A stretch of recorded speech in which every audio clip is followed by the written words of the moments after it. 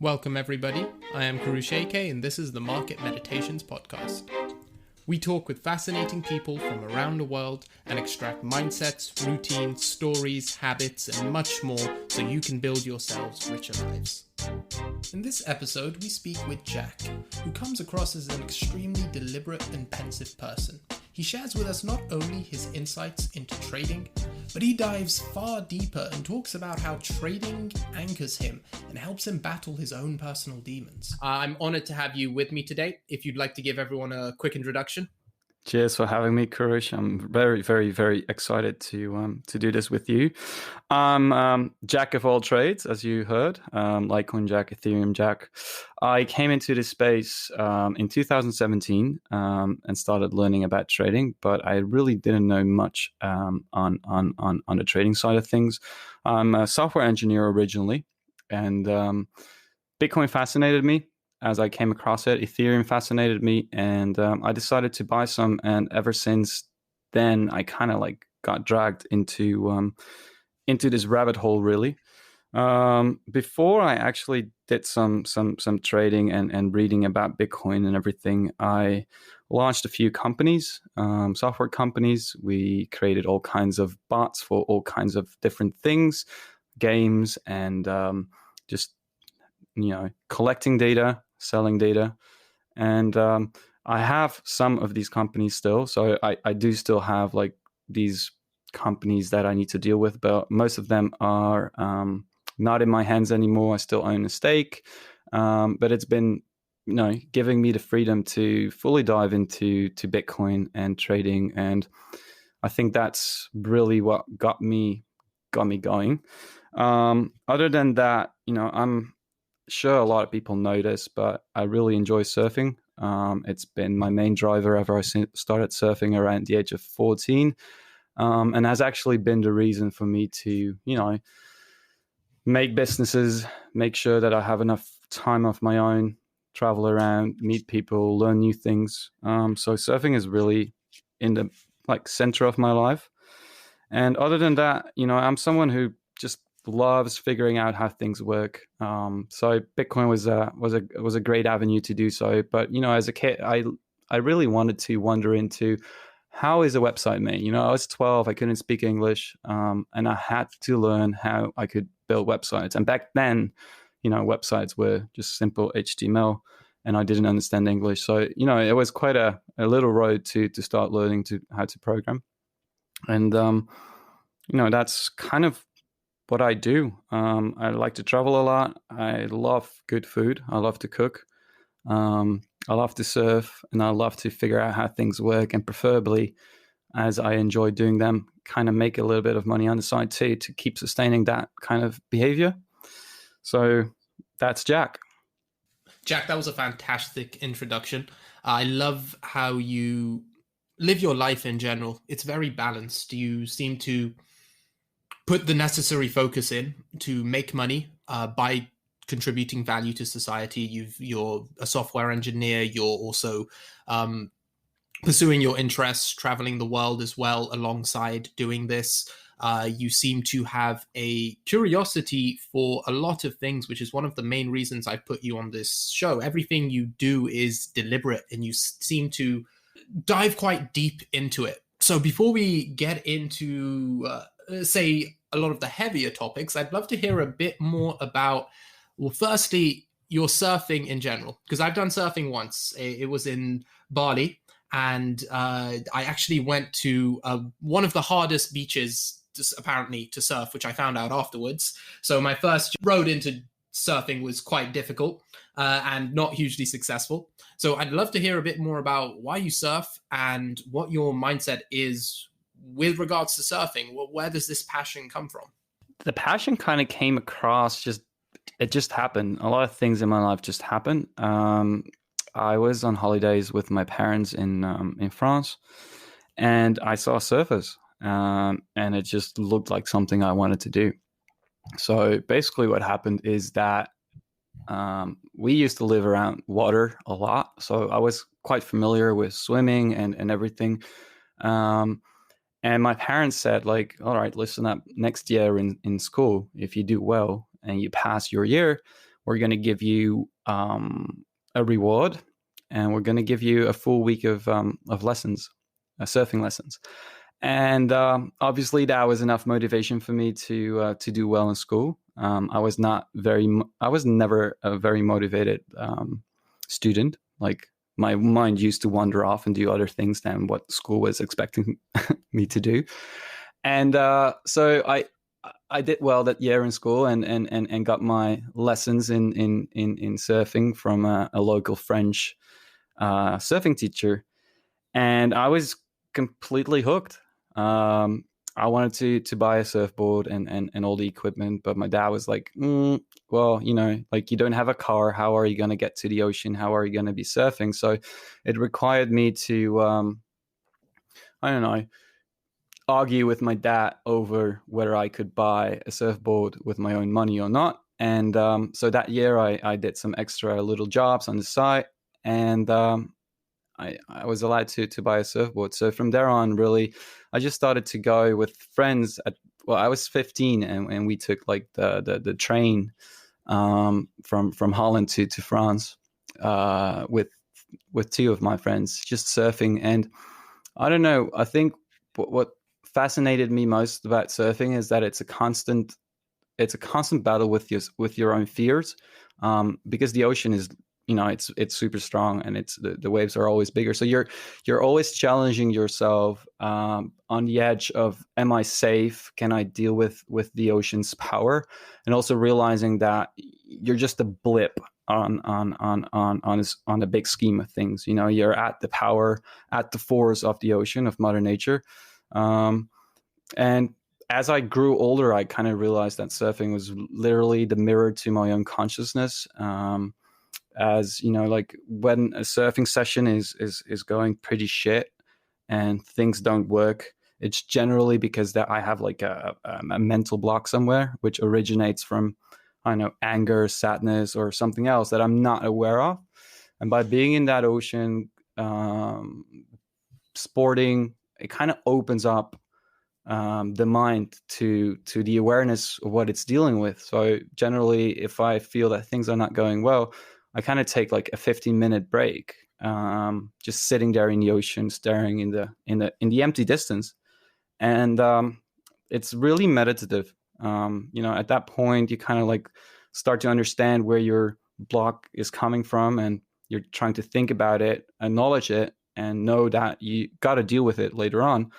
But whilst doing so, it kind of frees up, and you kind of feel that this whole, like, I don't know, tension in the body starts to release, and the continuation after that kind of like goes a lot more fluid. So it really reminds me of what I'm dealing with in life. Aside from that, I think being outside and sporting is very healthy. It just, it makes me realize who I am and what my challenges are. So I don't know. And aside from that, it's super addictive. Every time you progress or just surf a wave in a way that you're, just very content with it, that just releases a ton of dopamine. So I'm not going to make it any more beautiful than it is in terms of it's just an addiction. But it gives so much more than that. So I don't know. Surfing is just this cornerstone. It keeps me centered. And every time I'm not feeling too well, a surfing session is always going to help me. Jack, this is going to be quite difficult for me, this podcast, simply because you mention so many different topics in what you say that I would absolutely love to expand on and pick your brain about. So I'm going to make the very difficult decision of starting with the way you described what surfing is to you in terms of it being an anchor, it being what grounds you. That is very, very similar to high-level meditation practices, the things you mentioned. Meditation is generally split into two sections. There's an attention part to it, and there's an awareness part to it. At higher levels, you can definitely argue that it's entirely awareness. But generally, what happens is when you sit down to meditate, if your thoughts are taking on a stronger amount of your attention, than they should be, or they're taking a involuntary amount of your attention, then that makes it impossible to ground yourself in your senses and be able to meditate. And when you go out and try and surf, you need to be aware of your body. Your balance isn't going to be there if you're not aware of your body. If you're not aware of your vision, you're not going to see the waves properly. If you're not aware of sound or sight or any sense really that's off, and your attention is being put onto your thoughts, that is something which you will automatically be able to pick up from your surfing. And it's incredible that you're able to do a sport with that much awareness. And what I'd actually go on to ask is, I know you have some background with meditation. How would you compare trying to meditate versus trying to surf?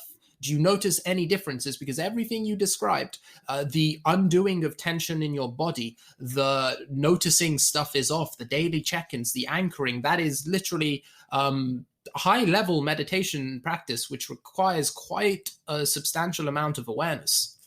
I try to meditate, and I must say it's a lot harder than when I go surfing. Like I realized that surfing kind of brings the same benefits, or kind of like facilitates it to make it like to have the same kind of like awareness and start to like feel the body. But surfing somehow kind of, I'd say it's almost a passive way of meditation. It kind of comes as you just you're being very physical, so you're burning a lot of energy. So at some point you're automatically bringing yourself to a level where your thoughts stop, and you're just you're just becoming aware of what you're seeing, what you're hearing, and the mind becomes a lot emptier just by itself. And I'm not really good at meditation because I have a hard time to tell myself, okay, stop doing what you're doing right now and just start doing nothing. And the reason why I love surfing so much is because it kind of like happens on its own. So it kind of forces me into that state. And I can do meditation a lot easier when I have some help, and I get forced into a situation where other people are like putting me into it. But if I have a choice between, I don't know, for example, reading something or learning something, I'm going to probably be distracted, and it's going to take me a long time to get to a state of relaxation that kind of makes me aware of my body a lot more. And surfing just does it automatically. I don't know why. I haven't put a lot of thought into it, but I just realized that I enjoy it very much.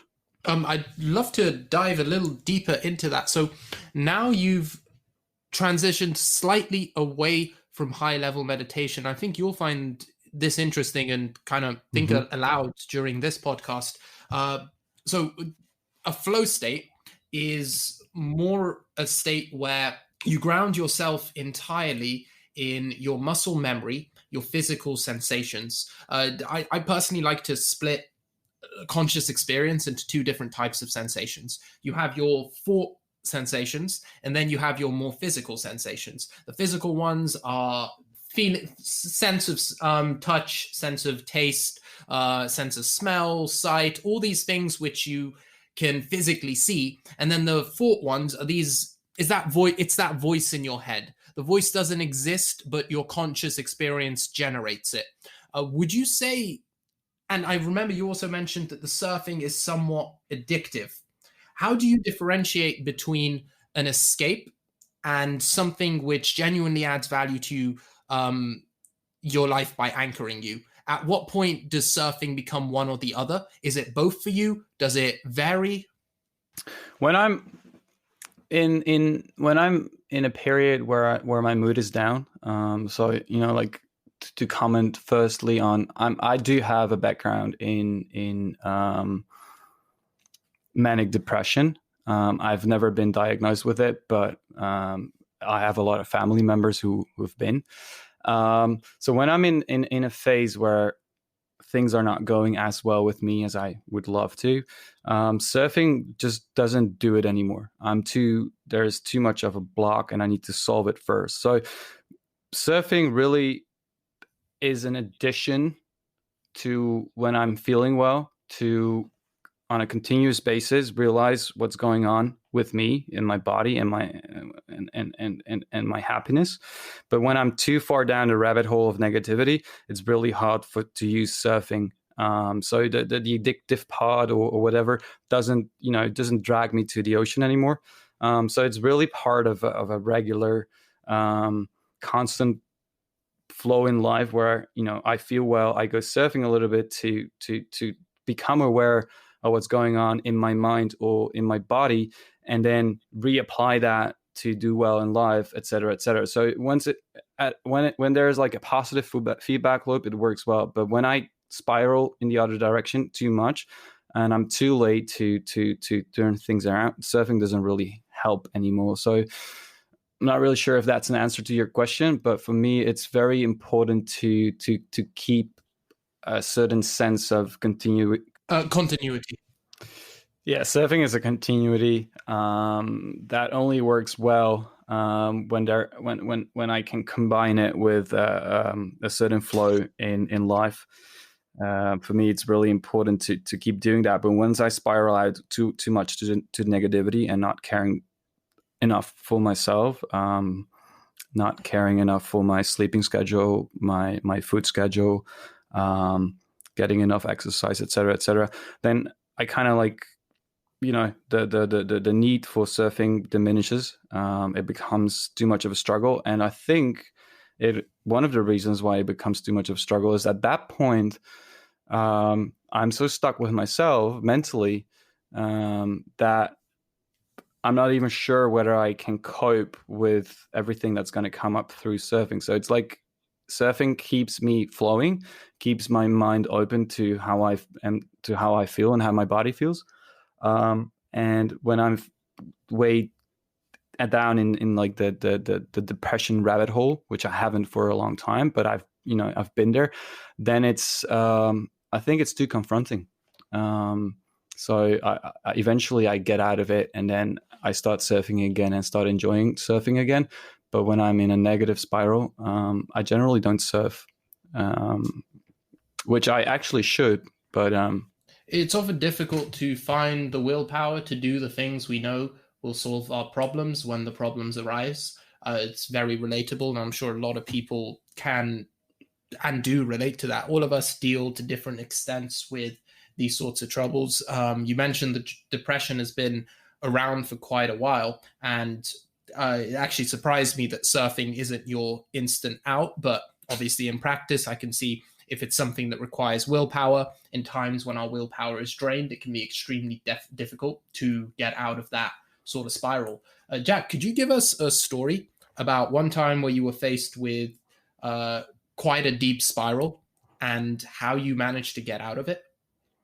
I think the best one would probably, I mean, I have multiple ones, but so let's go back to when I had the age of 15, 16, and my parents were involved in physical fights and a lot of verbal fights too.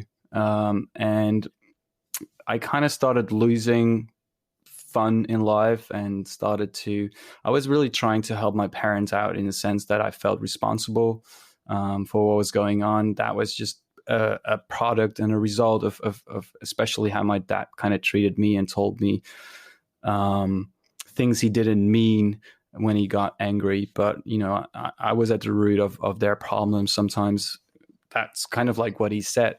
And I felt responsible. So I was trying to my coping mechanism back then as a kid was to be very aware of the tension at home and kind of dive in between my parents when they would get into a fight and trying to educate them and tell them what not to do, et cetera, just basically to hopefully stop them from arguing and giving me the love and attention that I was missing. And obviously that didn't work out. So by the time, my brain, or I realized that the coping mechanism was not working, I kind of got depressed, and I got really in a situation where I started to, neglect my own needs, and starting to tell myself how much I sucked, and was not helping out my parents, or actually myself, but I didn't realize at the time. So I started to do silly things. I got addicted to certain online games, and as my parents noticed that, they would, cut me off the internet, so I wouldn't have internet. I would solve that by, making sure I got the keys to the locker that contained the Wi-Fi or whatever, so I could continue for a little while until they figured that out as well. And then I started to drive in the car of my parents at night. And I got really, I got in a lot of trouble because of that, obviously. And there was this turning point where I just said, like, no, the turning point came later, but I got into a state where I just said, like, I'm not going to go to school anymore until you solve your shit. I'm not going to do anything anymore. So basically, I didn't go to school for a very long time. And I don't know, the turning point came at the position where I realized that everything I was doing was pushing me away from my own success. Like, at some point, I don't know what the trigger was, I realized that if I wanted to succeed in life and be happy, that I would have to start caring for myself instead of trying to force other people to give me the love and attention I required. And my mom understood. Like, she's a psychologist, and she saw that, and she realized, okay, well, we should, like, see whether we can allow you to go to a boarding school, so you can actually start focusing on your own life and not be influenced too much by whatever is going on at home, and just, like, reduce the signals of people fighting, etc., etc. And at that point, going to boarding school, having the right people around me to stimulate me to start feeling what I felt, and start talking about it, and start, like, being able to express those feelings and the pains and everything. That was a way to get out of that situation back then.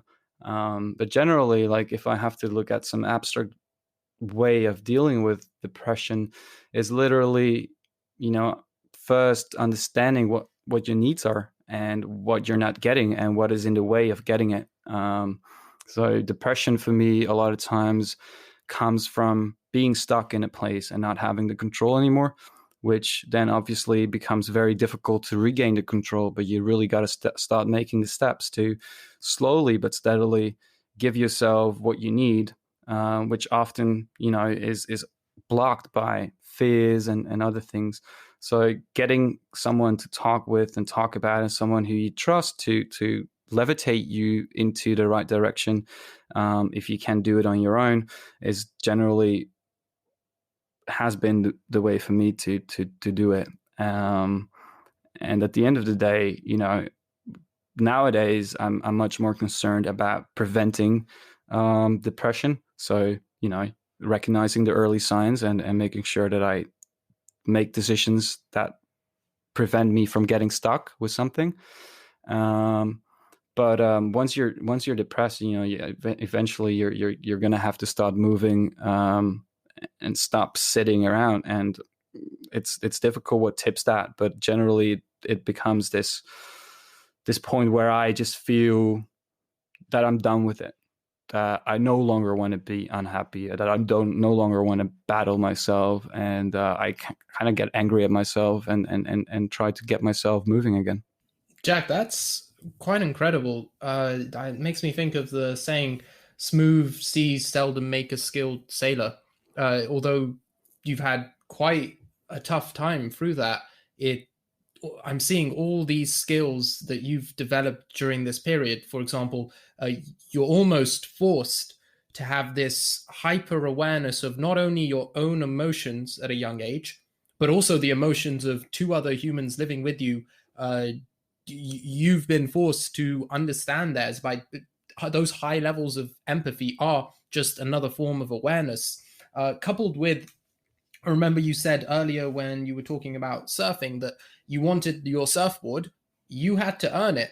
So from a young age, you have this instilled in you that when you want something in life, you have to go out and get it. And back to the awareness of the emotions, that must be immensely beneficial when it comes to something like trading. And I guess I'll use this as a perfect point to start one hearing a little bit about your trading journey, and specifically you could definitely mention how this sort of awareness of your emotions has given you almost an edge in the market. I'm not sure if it gave me the edge straight away. I'm of the firm belief that to manage emotions, you have to become aware of them and be exposed to them, and then you can start cognitively like working on them and influence your behavior. So initially, you have emotions and you just act on them from a very basic instinct.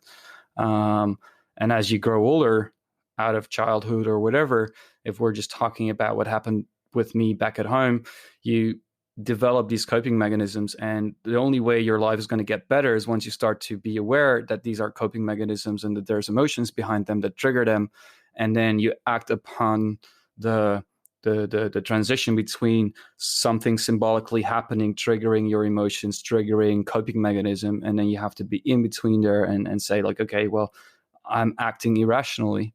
I mean, when I started trading, I had the same issues as a lot of new traders have, like greed, fear. And back in 2017, I think things were just going up. Everything was going up. Not everything, but a lot of things were going up. So, like I didn't have to deal with greed, with fear at that point yet. But definitely with greed, and I have paid for it. Because everything was going up. I participated in some ICOs. I bought a ton of Ethereum, a ton of Bitcoin. And at some point, I never took the profit because I literally thought it was going to go another 50x, and it never did. And then it came down. So 2018 was the year where I kind of like realized that I got tricked by my own emotions and my own fear and my own greed. And from that point on, I started to realize that, markets are just a collection of human behavior, collective behavior, if you want to say so. And that everyone is kind of triggered into the same kind of behavior time and time again until they become aware of these systems and these triggers that they oftentimes don't even realize. So, I mean, it must have helped what I went through earlier, but I've never really realized the connection between them. But I think in life in general, it's just, the more aware you are of your behavior and what's causing your behavior, the better you're going to be able to actually decide whether you should behave like that or not. So it becomes this very challenging, but eventually very satisfying thing once you start to control it. So I don't know, like my trading started in 2017, but I didn't know much about trading. I bought a bunch of Bitcoin. I threw it in Ethereum straight away, lost 60% of my entire account. I didn't know risk management.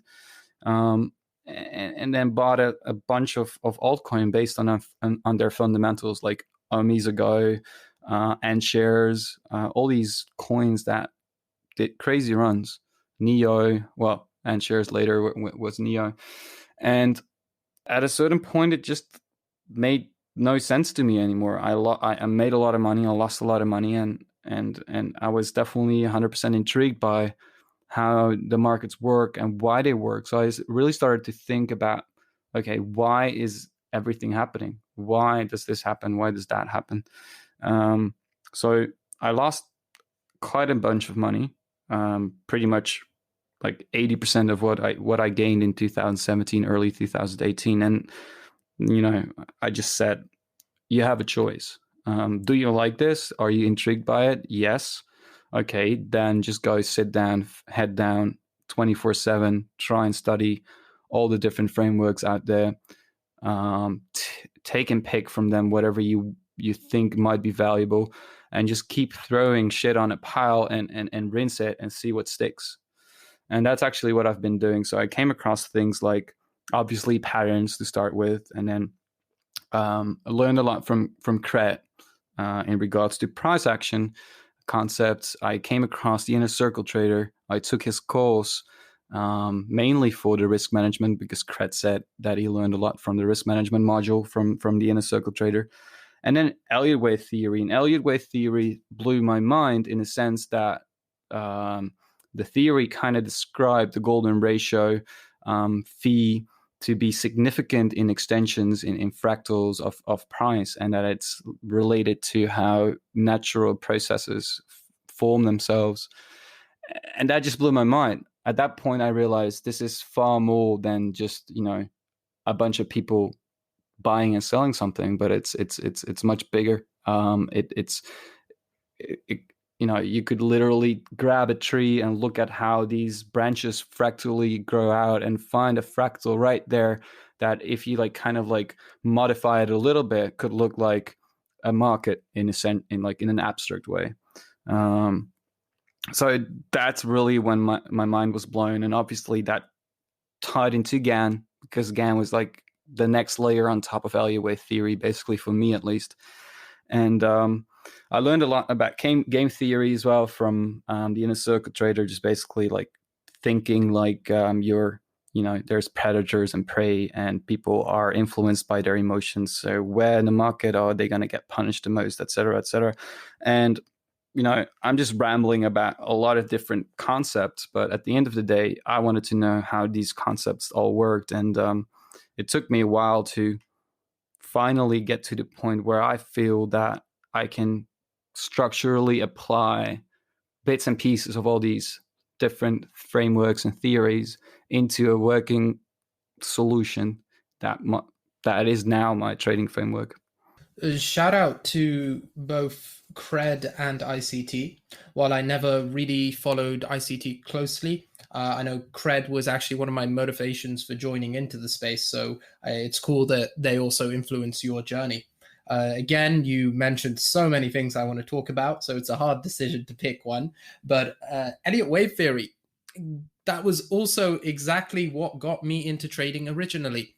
Something about, exactly as you said, the way it seemed to make sense for once. Every other strategy I saw didn't really seem to have enough data backing it.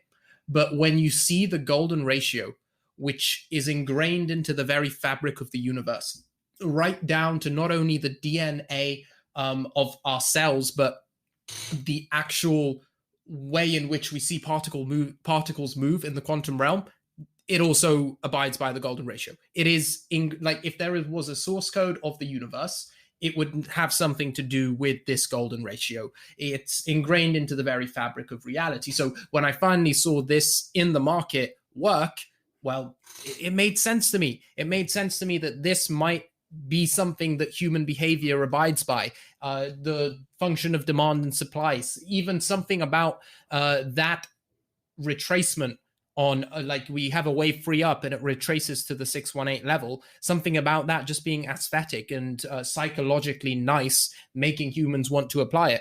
So that ended up being my gateway into believing that passive investing isn't the only way. There may actually be a little something to this active side of trading. Now, I know you're a big fan of having numbers and data behind what you do. So with Elliott wave theory, it's quite easy to see that. When it's ingrained into the fabric of reality, there's quite a lot of data supporting the hypothesis, even though it's a little bit more vague and difficult to prove. How, when it comes to something like, say, GAN, do you then apply that same logic and use it? Because I know you use stuff beyond, say, price action and 618 retracements. When it comes to those, what are your requirements for the data to be sufficient in order for you to apply it to your trading system? I mean, at the end of the day, it's probabilities, and what I know is that the probability of me being wrong is super high 99% of the time, because there's only so many areas, not only in price but also in time, that are actually fruitful pivots. So if you want to say, not necessarily price reversals, but just areas of interest. And I think what Elliott wave theory does very well to me, and it kind of depends on the market as well. So you have to study the specific market for in itself too. But what it does is give you a roadmap of possibilities and unlikelihoods, and the more possible scenarios, because there are arguably endless scenarios in Elliott wave theory, but the more you can actually like say that a certain possibility, a certain wave count is no longer possible, the higher the odds for other outcomes become.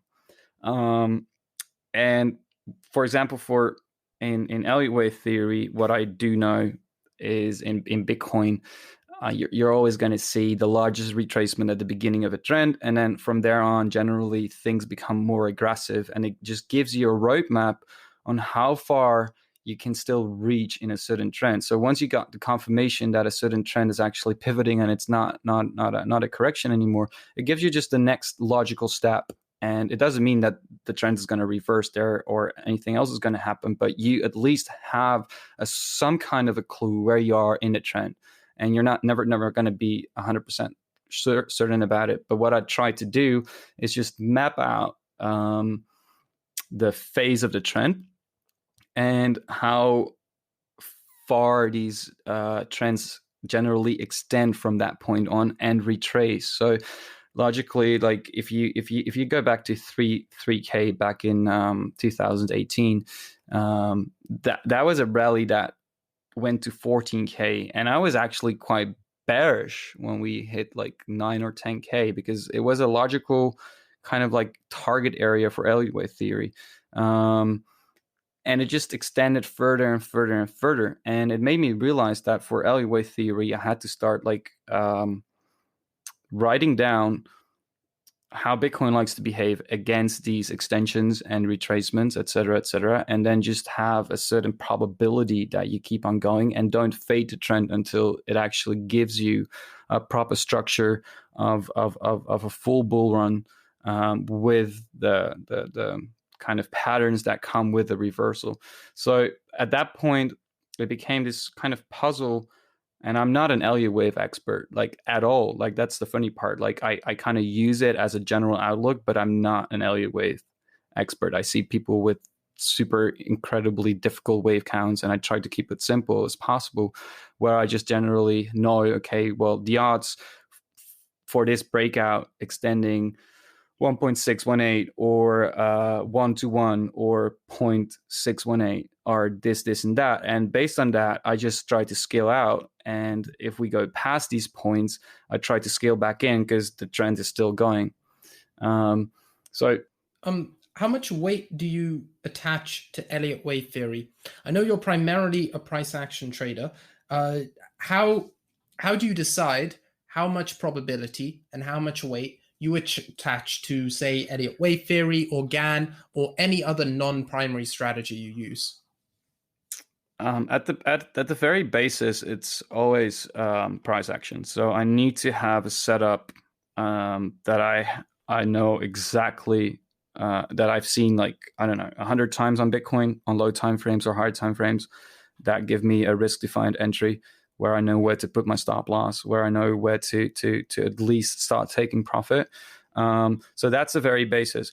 But Elliott wave theory needs to fit at least like 25% of my analysis. And I like to use either Wyckoff or GAN based theory too. So basically, I want to have a price action concept that just purely based on the price action concept, I know the outcomes, but based on my assumptions within Elliott wave theory, GAN, or Wyckoff, creating additional layers of confluence.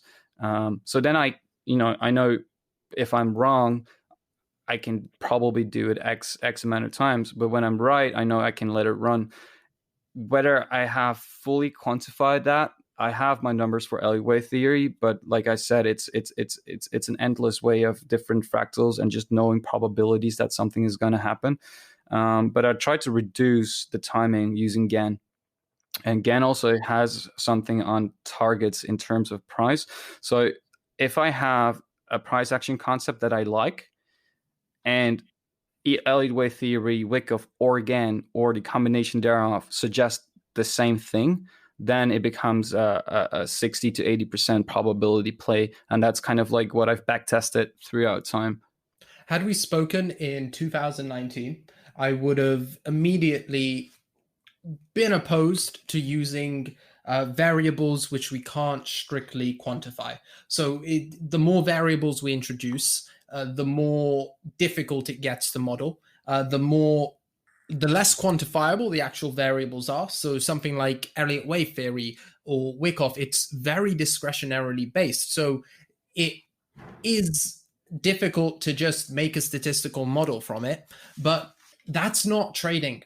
If we wanted to do that, we would just be algos. Like there is no reason for us to be doing anything. And if we wanted to strictly quantify everything, it would just be algorithmic trading.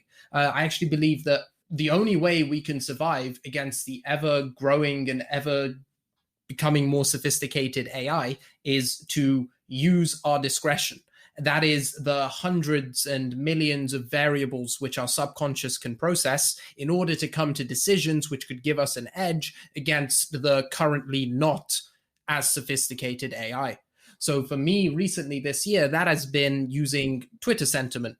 But from what I'm hearing, you use all these other confluent indicators like Elliott wave, GAN, Wyckoff to further affirm your bias. So your discretion is almost these less solidly based analysis strategies. Would you say that's accurate? That's 100% accurate. Yes. I mean, I tried to quantify as much as possible within Elliott wave theory, Wyckoff. But at the end of the day, a large part of what I'm trying to do is also like kind of figure out where everyone's positioned and where the sentiment is at, and using on-chain metrics and off-chain metrics that kind of either add to the narrative. So at the end of the day, it's loosely tied, and then the basis has to be price action, because that's something I can 100% quantify, and then I want everything else to kind of point into the same direction. And if it's like 50-50, I kind of feel, okay, well, I don't know whether this is a good idea or not, but then I still have the data on my price action concept. And if that looks good enough, I'm just going to take it. But when it comes to the higher time frame positional trades I take, so basically what I'm trying to do is I always want to have a relatively large position in whatever I deem to be the benchmark. This can be USD when the market is bearish. So then I just, the aim is to get more USD. And if there is, if Bitcoin is dominant, I want to be in Bitcoin. And the majority of the time I spend is figuring out what that trend can do or where it can reverse, and then build a large stack. And then in between trade smaller concepts, smaller trades. And generally these larger time frame pivots and trends, they correlate very strongly with GAN theory, and sometimes, but less so, with Elliott wave theory. So, I use that to kind of get exposure to the benchmark. And at this point, it's Bitcoin, obviously, since 4K. And from there on, sometimes things with Elliott wave theory or Wyckoff or GAN are not that clear, but I'll just simply take it on price action. But if the price action concept has any confluence on top of that from either of those systems clear enough, then it just means that I'm just going to take more risk.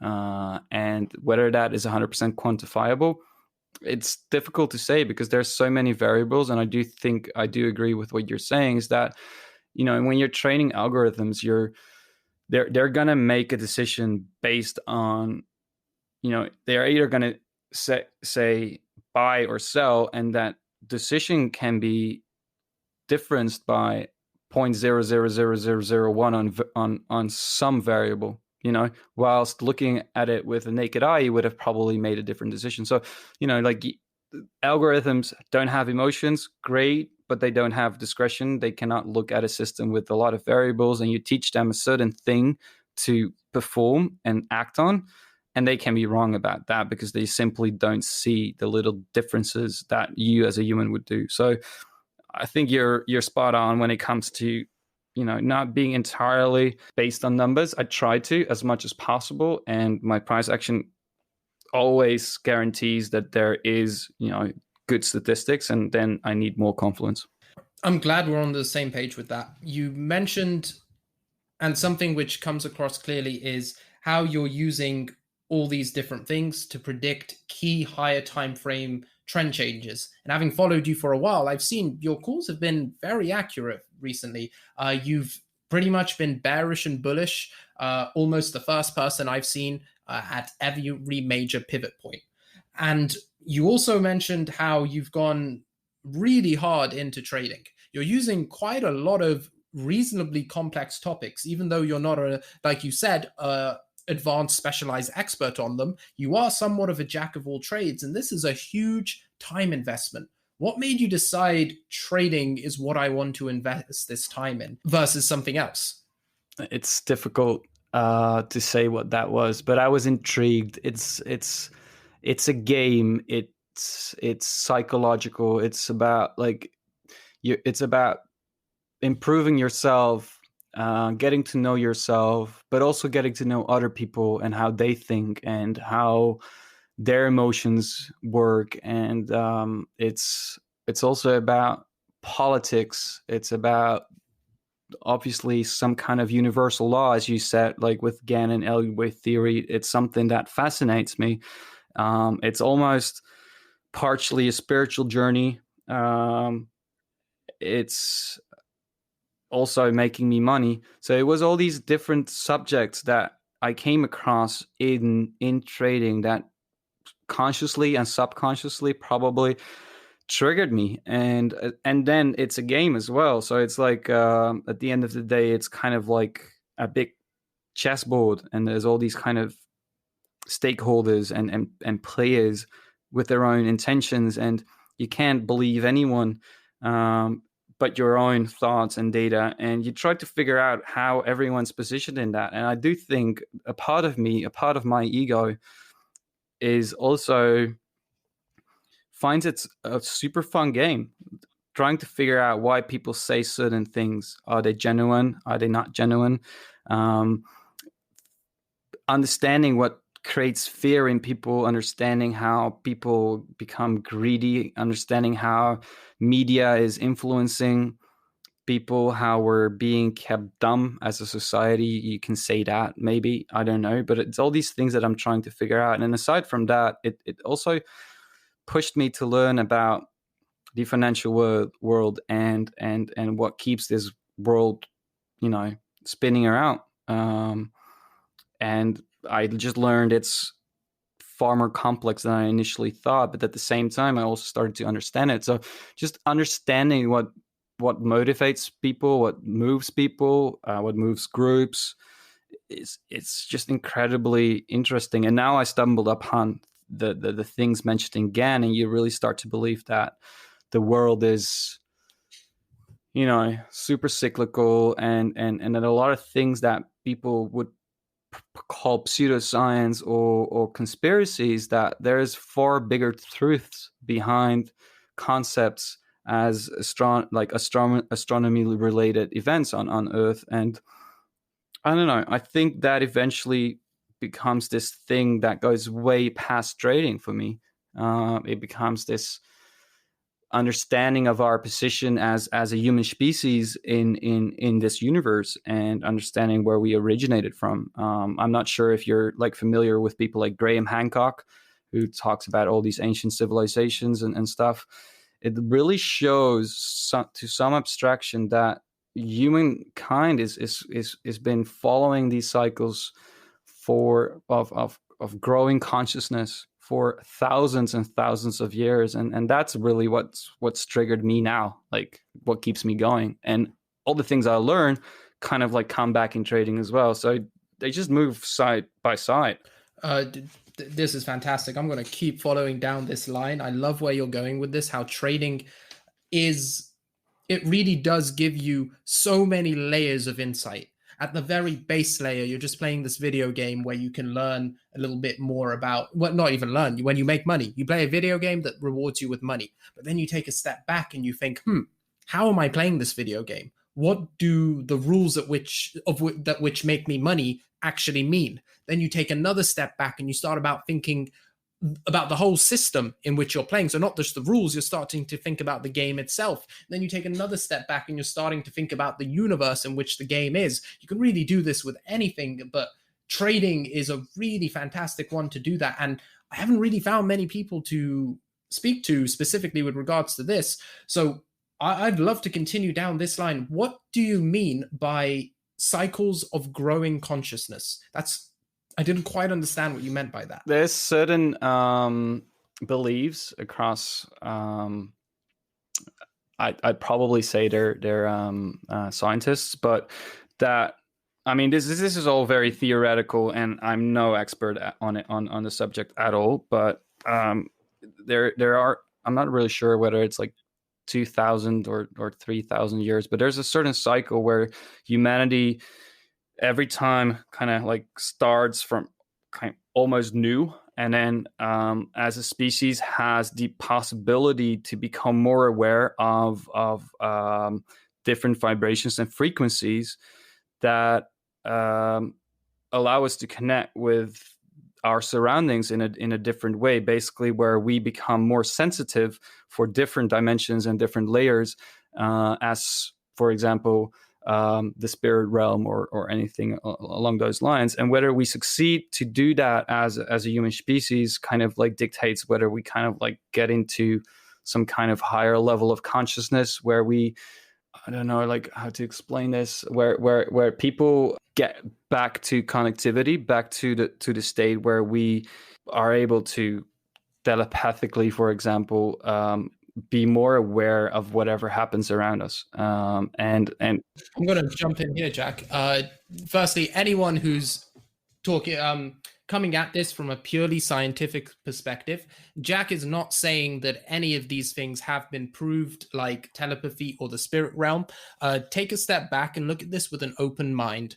None of these have been disproved. They are all potential possibilities, and there are hypotheses. So it's very possible that these things apply. And Jack, are you familiar with spiral dynamics? Not sure, no. So this is a model which I have recently found, again, not an expert, but something I've looked into. And it actually talks about what you were talking about, where humanity has had this base layer of consciousness initially, which was survive. We had to get food, we had to get shelter, we had to have sex and grow the human species. That's all we knew. Then what happened? We started to develop. Then we started to put rules in place, social structures. Then it was a society where everyone had to play these rules and make it. Then we started putting in some more. Now I need to be sensitive with this one. We started putting in more tribal measures. We believed in things without full reason to do so. For example, a dictatorship. You fully believe in a leader simply because you're told to believe in this leader, and you treat them as some sort of higher entity. Then humanity continues to evolve and expand. Empathy levels go up, and we start functioning more as a society where everyone helps everyone. And we continually evolve consciousness. And yeah, it's completely possible that we can go to those extreme levels where we communicate in ways we did not know is possible to communicate. I mean, we are limited to our senses. The only way we can experience this universe is through what our brain is capable of experiencing. For example, we can never see infrared. We can never see what a lobster can see. A lobster has, I think, while we have about at least twice as many different colors on the spectrum than we do. So things like this, we will never be able to experience already. So it doesn't rule out a whole bunch of different things we could possibly experience. Now, you've mentioned a lot about your journey into who you are being a key part of your life and how you live your life. Where are you now on that journey, and what are you doing to further expand that journey? Where I'm on this journey, I think I'm coming into a phase of my life where I'm starting to realize that I need to focus on the strengths I currently have without losing myself, in a sense that I need to keep an eye on where I'm heading. And I've always been focused as I think I turned like 20 or something, that I wanted to go to some place in the world to buy some land and build a house that's self-sustainable. And I've never been able to fulfill that dream, but I've been working towards it. And I think the next couple of years will be making that possible. And the only way to really start making that possible is to start being more disciplined about my life. So I'm in this phase of my life where I'm just becoming a little bit more responsible. I used to party a lot. I used to do whatever I wanted to do, and I would definitely make informed decisions on what I'd be doing. But from time to time, I would just follow whatever I wanted to do. And I'm kind of like trying to center myself a little bit more towards that goal. Financially, it's possible now, and now I just need to figure out how that's going to look like. I want to go and explore parts of the world that I've already been exploring, but I want to explore it more in depth because I know I want to end up living there. It's going to be it's probably going to be Portugal. So the next couple of years for me are going to be about building another business around crypto and getting my ass to Portugal to start living there and explore where I want to end up building that house. So it's going to take a lot of time to make sure that I'm going to be satisfied where I end up with. And one of the things I'm thinking about right now is, instead of actually start living in a house, I want to buy a giant truck, like a big one, spend like a decent amount of money to make it a house, basically, to get all the energy that I require from my desktop to work on. I want to have hot water, plenty of water, reservoirs, etc., etc. I want to be able to live in it in the winter, so it needs to be isolated. There needs to be like central heating, whatever. So that's my next kind of like project into Portugal. And instead of living in a house there, I want to move around and kind of get a feeling for being there long term, outside of a holiday kind of perspective, but really kind of more wired into, actually living there. And having to work, having to go to the supermarket to just, cook the food, not just to enjoy it with friends at the beach and say like, hey, life is good, but, just live a general life on the move, trying to figure out where I want to end up at. So that's probably where I'm at right now. So Jack, you want to travel the world, and this fits quite perfectly in with what you're building on Twitter. Through the free content you provide, which is, quite frankly, some of the best analysis in the space. It's a fantastic positive attitude and mindset. You're truly kind to your followers and everyone there. As a way to round off this podcast, what would be your number one routine, tip, or even story you want to share that you think can really improve people's lives? This could be specifically trading related. This could be related to a habit, like a certain dietary habit, sleeping habit, meditation, surfing habit, even whatever you want. It can be as specific or general as you like. Could you leave our listeners with one thing you think could really improve their lives? Consistency is key. If you want something, if you want to achieve something, it's not a sprint. So at the end of the day, the first thing to do for yourself is regularly review what your goals are and whether you're actually doing the things in your day-to-day life